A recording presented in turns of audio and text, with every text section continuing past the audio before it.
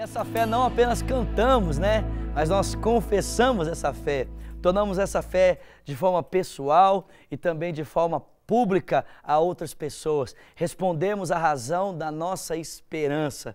E é claro, nós podemos sintetizar esses valores, esses pilares da nossa fé através dos símbolos de fé, da nossa confissão. Essa confissão que estava presente lá em Israel, essa confissão que esteve presente na própria igreja do Novo Testamento, na história da igreja, e agora nós, igreja desse tempo, somos chamados a também confessarmos a nossa fé por meio dos valores de Cristo, né, dos valores das Sagradas Escrituras. E a gente tem visto isso através do credo. Creio em Deus o Pai Todo-Poderoso, Criador do céu e da terra. Creio em Jesus Cristo, seu único Filho, o nosso Senhor, que foi concebido por obra do Espírito Santo, nasceu no ventre da Virgem Maria. Ele padeceu sob o poder de Pôncio Pilatos, foi crucificado, morto, sepultado, desceu à mansão dos mortos, ressuscitou ao terceiro dia, subiu aos céus, está à direita de Deus o Pai, de onde há de vir a julgar os vivos e os mortos. Cremos no Espírito Santo, a comunhão dos santos, a remissão dos pecados, a ressurreição do corpo, a vida eterna. Amém. Então nós cremos naquilo que o Pai, o Filho e o Espírito têm feito, e é essa fé que nós professamos. E nós temos visto aqui essa fé centrada na pessoa do Filho. Creio em Jesus Cristo, seu único Filho, nosso Senhor, que foi concebido por obra do Espírito e nasceu no ventre da Virgem Maria. Preste atenção, o texto diz, padeceu sob o poder de Pôncio Pilatos. A confissão diz, ele padeceu sob o poder de Pôncio Pilatos.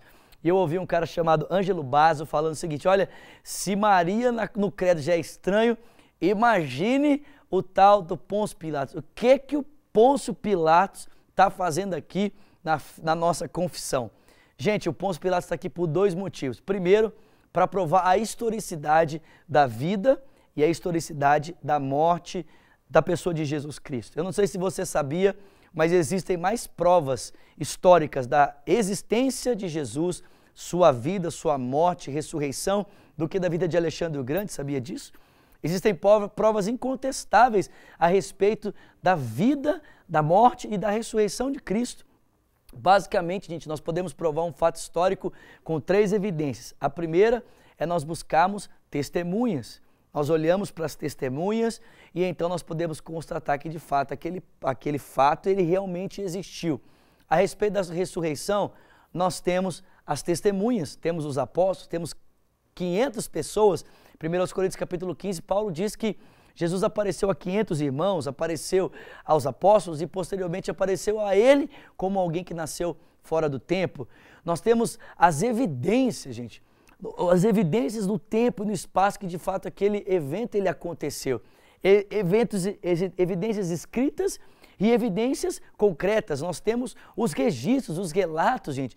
Pega os evangelhos. Lee Strobel, no seu livro Em Defesa de Cristo, vai nos dizer que ele era um jornalista e se propôs a investigar os fatos a respeito da vida de Jesus com a finalidade de provar que o cristianismo era uma grande abobrinha, né? Era uma grande mentira. Sabe o que aconteceu? Investigando os evangelhos com um olhar jornalístico, com um olhar clínico, o Lee Strobel acabou se convertendo porque ele constatou que os evangelhos testificam de fato que Jesus Cristo ressuscitou. E se você vai a Jerusalém, você vai encontrar lá o túmulo vazio. Eu gosto de dizer, se você vai ao centro, né, das principais religiões do mundo, você vai encontrar lá o túmulo e os seus líderes ali sepultados. Você vai à China e vai lá encontrar o túmulo de Confúcio. Você vai aqui ao interior de Minas e vai encontrar lá o túmulo de Chico Xavier. Você vai lá a Meca e vai lá encontrar o corpo do Maomé, os principais representantes das religiões do mundo. Você vai em Jerusalém e procura pelo túmulo do Rabino na Galileia chamado Jesus, você vai encontrar uma plaquinha, ele não está aqui, ele ressuscitou. Existem provas indiscutíveis sobre a ressurreição de Jesus Cristo. Mas o Pôncio Pilatos não está aqui apenas para provar a historicidade da vida de Jesus, né? Que de fato Cristo foi um personagem concreto que viveu, morreu e ressuscitou. Mas o Pôncio Pilatos está aqui para lembrar a gente que Jesus morreu como alguém condenado. Jesus não morreu como um inocente, ele morreu como um condenado. Apesar de ser inocente, ele morreu como alguém culpado. Aliás, ele foi trocado por um homem chamado Barrabás, um ladrão, alguém que havia provocado uma insurreição, né? uma rebelião em Jerusalém e havia sido preso por isso. ele foi trocado. As pessoas gritaram, solta Barrabás e assassina Jesus. Jesus foi crucificado no lugar de um condenado. E isso é uma mensagem para mim e para você. Porque nós éramos os condenados. Nós éramos os Barrabás, né? O Barrabás da existência éramos nós. E Jesus Cristo então foi crucificado no meu lugar e no seu lugar. Segundo aos Coríntios 5:21 diz que aquele que não conheceu o pecado, Deus o fez pecado por nós, para que nele nós fôssemos feitos a justiça de Deus. Jesus estava ali naquela cruz morrendo pelos meus pecados, pelos seus pecados. Ele foi condenado em nosso lugar. Ele estava ali nos substituindo. Ele nos deu a sua vida e tomou a nossa vida. Ele nos deu o seu lugar e tomou o nosso lugar. A ira de Deus veio sobre ele para que ela não caísse sobre nós. Ele naquela cruz, ele sofre o peso da condenação.